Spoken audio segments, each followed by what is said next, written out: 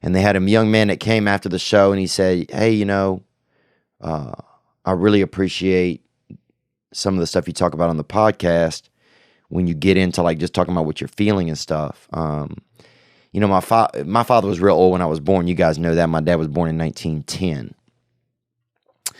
And so I've been doing this work recently just thinking about my dad and my relationship with him. And this young fella at the show said, hey, my dad was 61. And that got me thinking even more about my dad and just kind of how, I always had, I love my dad. I'm grateful for him. But I've also always been a little bit angry at him. I didn't realize it. I was always angry because I didn't know him very well. I was 16 when he passed away, and he was 86. And, I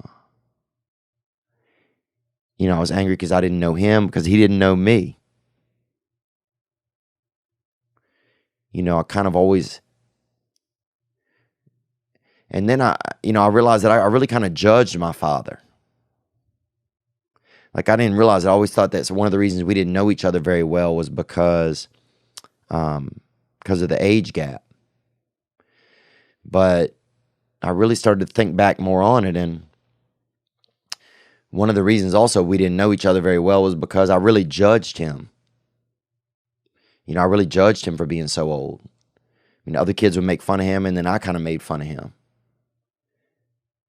And I think sometimes I didn't even try to get to know him. Even though I was young, it wasn't my responsibility, really. It wasn't an ideal situation. But I didn't really try to get to know him.